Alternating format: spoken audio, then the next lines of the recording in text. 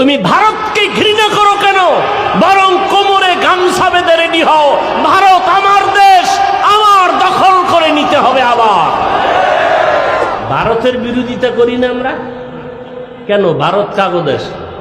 মেয়া ইতিহাস জানেন না? ভারত এমন একটা বরকতের দেশ, পৃথিবীর ইতিহাসে ভারত ওই জমিন যেখান থেকে পৃথিবীর ইতিহাসে প্রথম হজ শুরু হয়েছে, বাইতুল্লাহর হজ ভারত থেকে।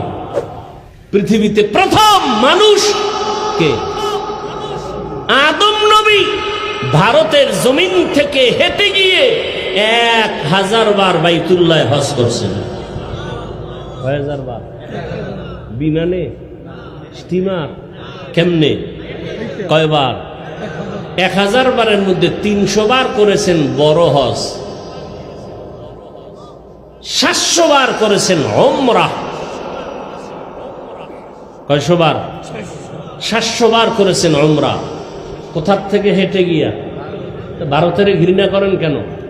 মিয়া স্কুলের ছেলে চুরি করছে, ওরে জতমের মতো জুতার বাড়ি দাও, স্কুলকে খারাপ বলো কেন? কথা বলে না। ভারত থেকে নাপাক দূর করো।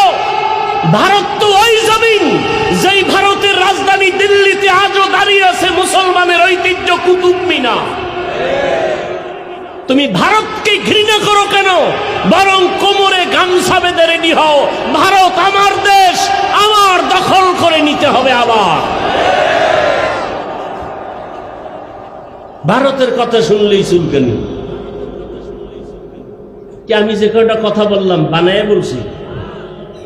কি মনে হয় আমরা ভারতের দালাল? হ্যাঁ, কি আজীব কথা, পাগলের পাগলামি। মোগলদের ইতিহাস জানানো ভারতে। গোটা দুনিয়াতে ইসলামের যত আলো জ্বলে, লিখো। রাজনীতির ময়দানে যত ইসলামের খেদমত চলে, দাওয়াত ও তাবলীগের লাইনে ইসলামের যত খেদমত চলে, পীর মুরিদির লাইনে যত ইসলামের খেদমত চলে, সব ইসলামের খেদমতের গোড়া দেওবন্দ ভারত। ভারতের নাম শুনলেই কয় দালাল।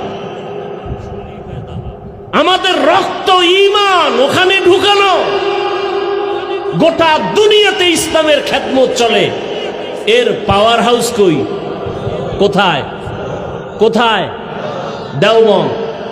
একটা মায়ের সন্তান দুঃসাহস নাই দেওবন্দীদেরকে ওভারটেক করে নতুন ভাবে কোন ইসলামের বাতি জ্বালাবে, কথা বলবে, সাহস নাই।